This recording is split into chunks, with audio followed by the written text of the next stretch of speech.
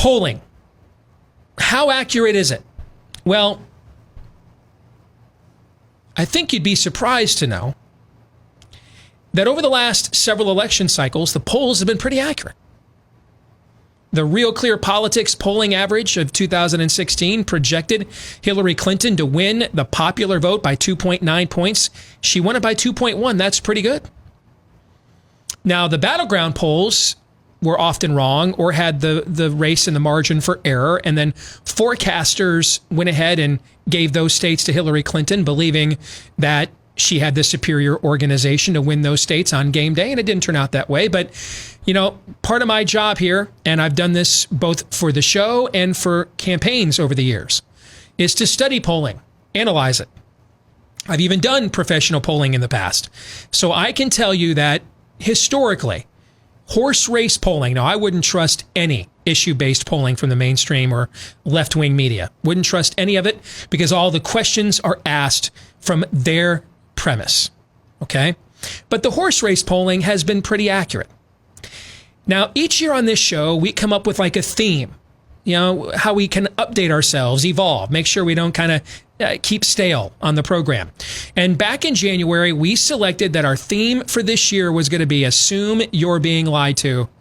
Oh boy. And we didn't know what a coronavirus was yet. We didn't know yet that Jeffrey Epstein didn't kill himself, right? We didn't know about Ukrainian phone calls and fake impeachments and all the other stuff we've already been through this year, and we're just barely past Labor Day. All right. There's still 50 days to go until the election, and the crazy and the dumb has been dialed up beyond Todd, your beloved Spinal Taps 11. We're in triple digits right now. Okay.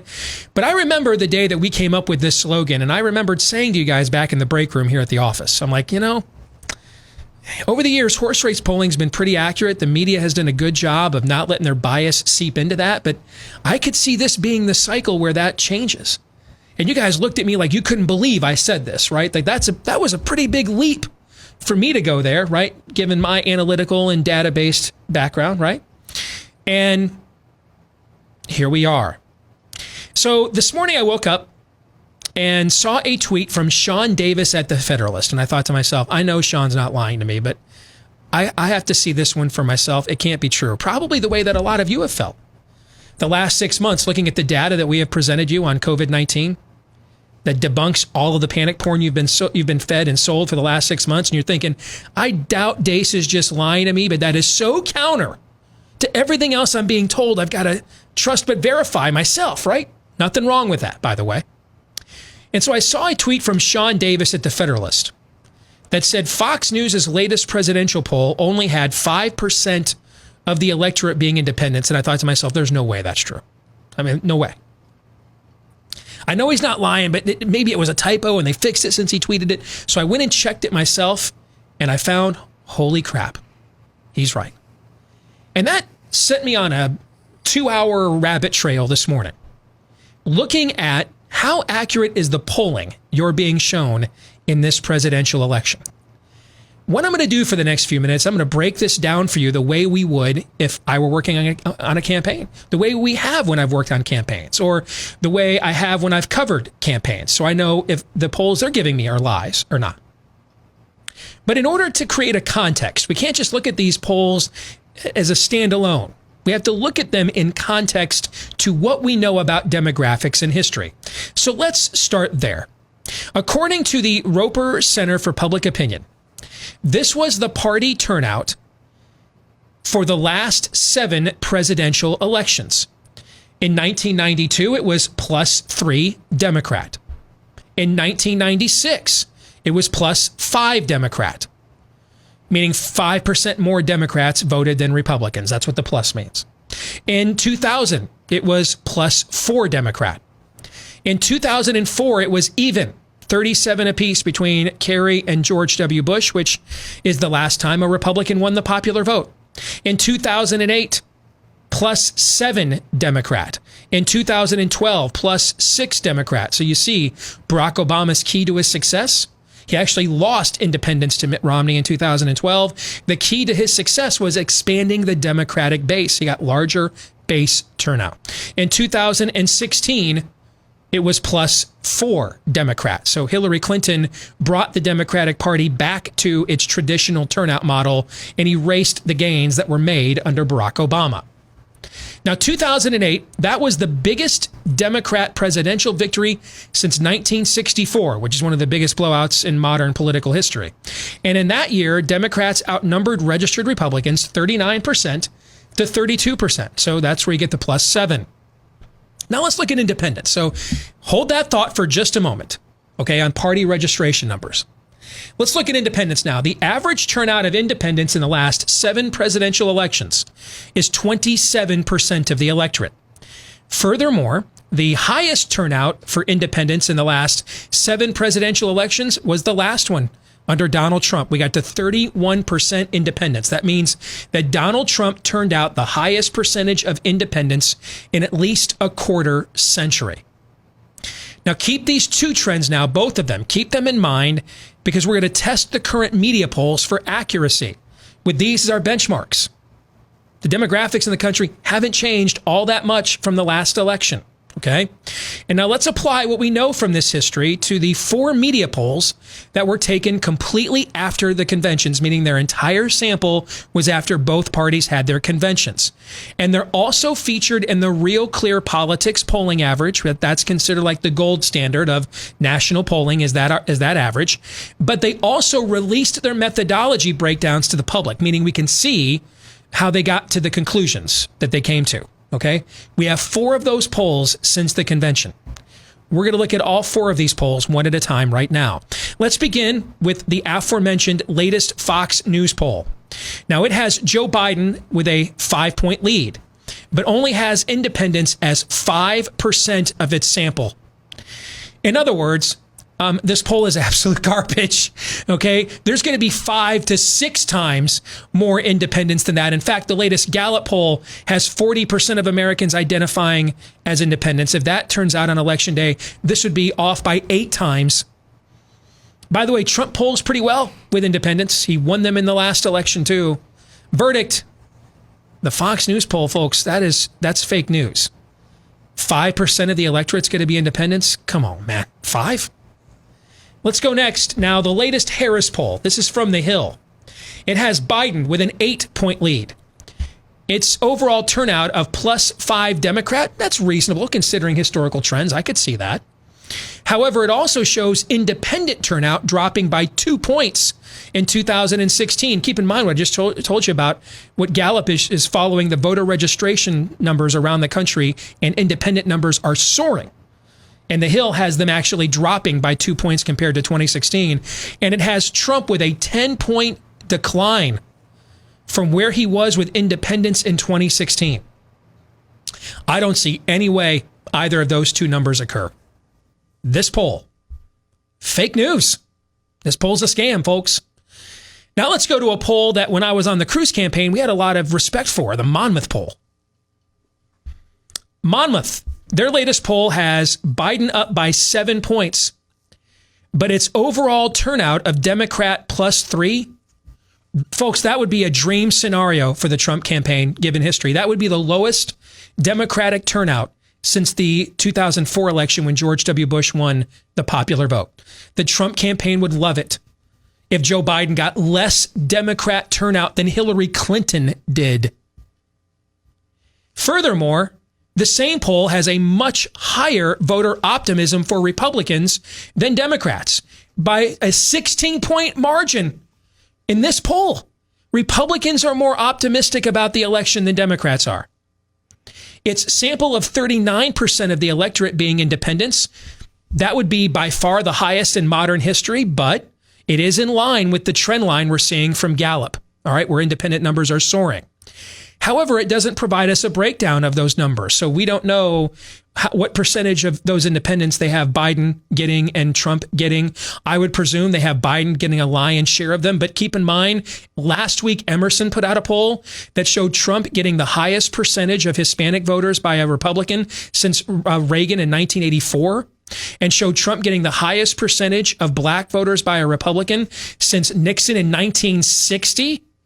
And winning independents overwhelmingly and still losing the election. So which cannot possibly occur But so I wouldn't take that for granted. Okay, that they have their numbers right where that is concerned. Furthermore, it has 67% of the electorate being people that don't have college degrees. That is a group Trump won by 7 points in 2016.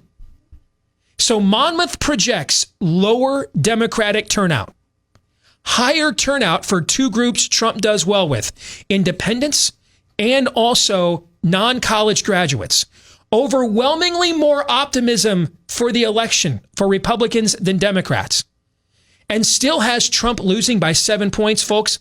I'm telling you right now, every Trump commercial you see, every Trump speech you see, everything the Trump campaign is doing is to create the turnout on election day that's in this Monmouth poll.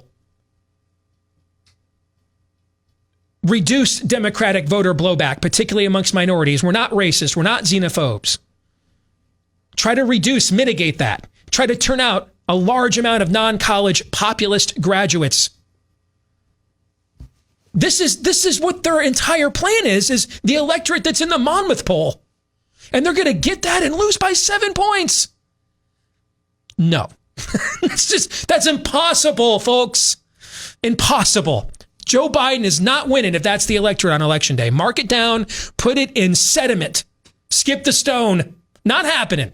If that is the electorate on election day, Joe Biden is not winning. The Monmouth poll, fake news. We're 0 for 3. Let's look at one more. That's the latest Reuters poll. This one won't take long. It has Joe Biden with a 12-point lead, but only 10% of the electorate is independents. 10.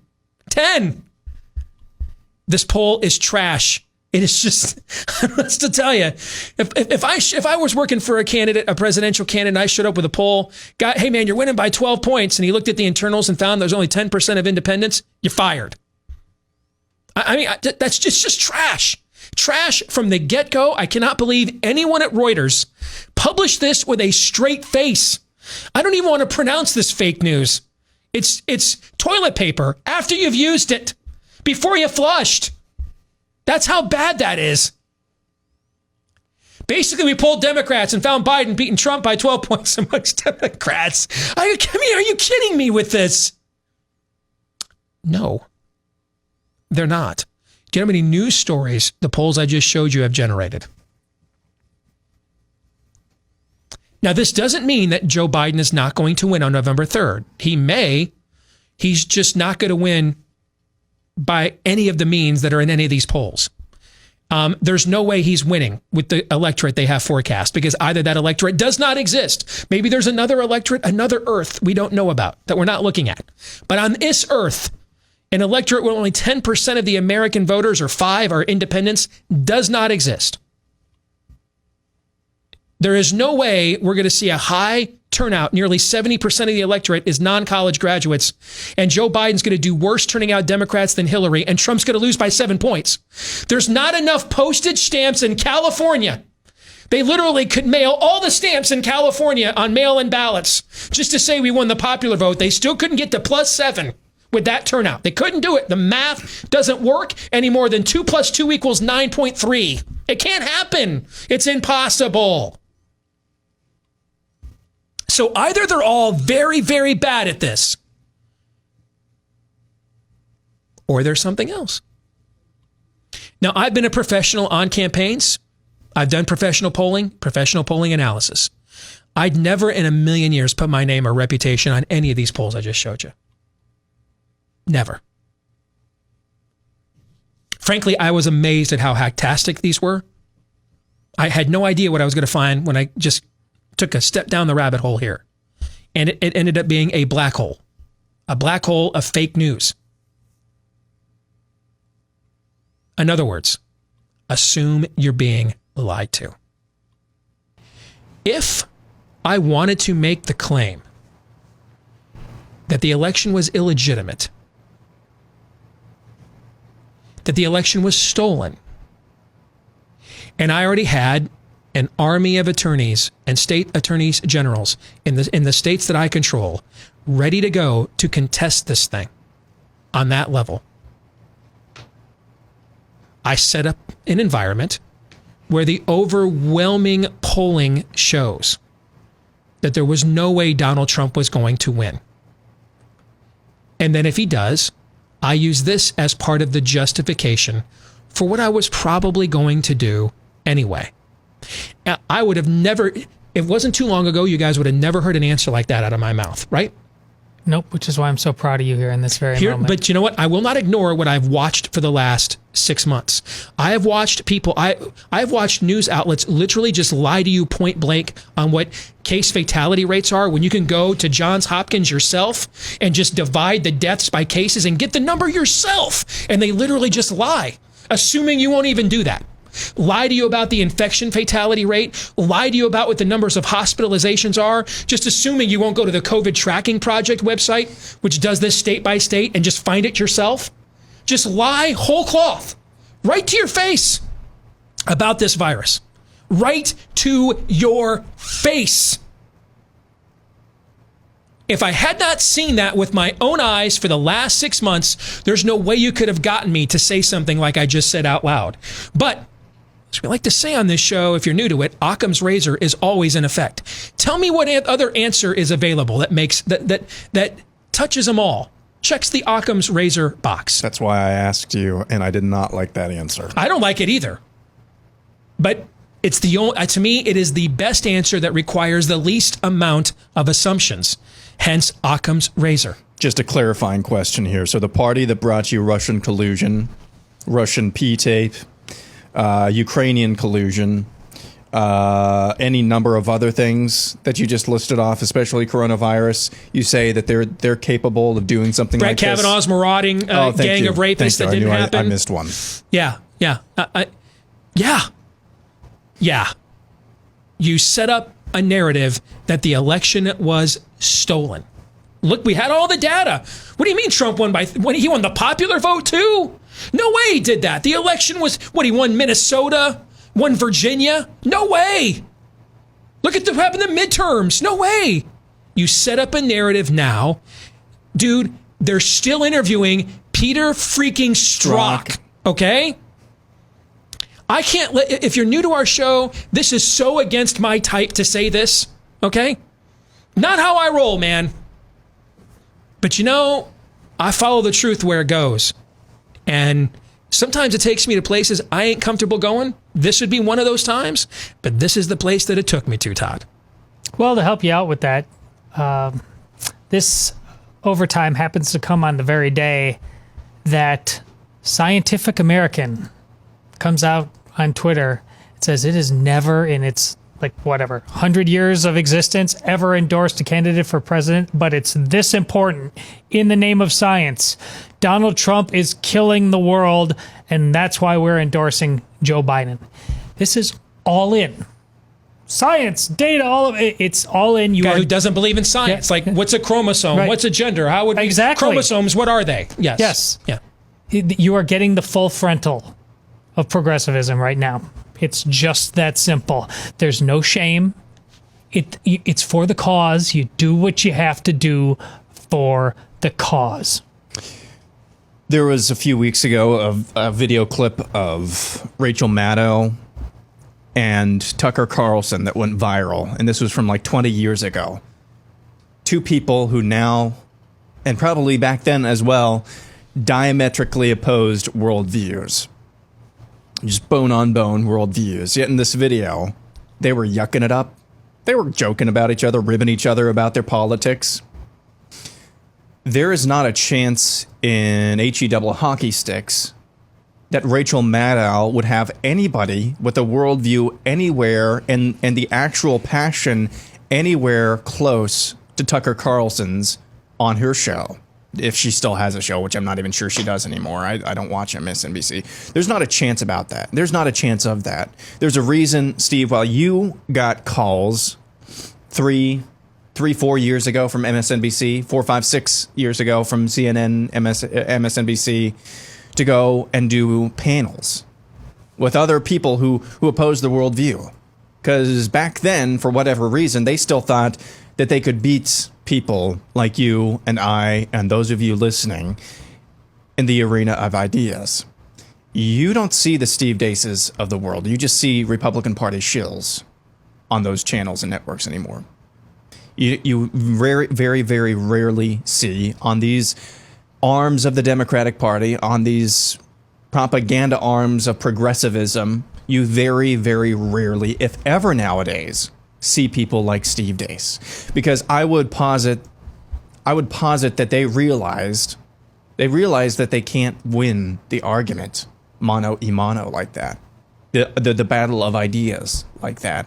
And so we're just not going to have a debate. We're just not going to have a real debate like that. The same thing what I'm hearing you say, Steve, in answering my question, is that progressivism intends to do the same thing with this election. If we can beat you in the election, we're fine with that. We would rather do it this way. But at the end of the day, the election is irrelevant to us. We're still going to get our power. We're still going to at least to try to get our power anyway, by hook or by crook. I've been worried about this talk of coup, and you're right. After this year, anything, nada es imposible, tasty tacos, nada es imposible. This is more. I didn't think I could say this even back in May. More than lockdowns. This is causing a pit in my stomach. We just saw, and it still goes on. I mean, I was at the gym yesterday and saw her on the screen, or maybe it was Saturday. Stacey Abrams is still she's still basically the unofficial governor of Georgia. Why wouldn't they just take this and run with this, run to the courts, run with this in their media cycles for the next few years just to set up the environment for the next one? This time they won't get away with stealing the election. You know what I'm saying? Yeah. Because think about this, and I'll close with this thought. These folks control the most sectors of the media, most sectors of academia, most sectors of popular culture, and yet they lose elections all the time. How do you lose when you have all those advantages? How do you ever lose? Because most of your positions on the issues and most of the policies you have are just that bad. That's why we have to mandate things, command things. That's why we have to win at the courts, because we couldn't win at the ballot box. This perfectly fits their MO. I hate saying it. I didn't get into this business to go down roads like this. But I'm not going to lie to myself either. This is not even bad at this. It's hackery. It's the kind of stuff, what I just shared with you in those polls, no one should ever put their name on. And yet people did, from various news entities. It's worse than fake news. It's a lie. Thank you for joining us today in the Overtime. We are back at it again tomorrow, noon to 2 Eastern after Glenn Beck here on Blaze TV. Don't forget, blazetv.com/Deace. If you're watching this free preview of the Overtime, go there today. Get $10 off of your subscription at blazetv.com/Deace. John 3:17.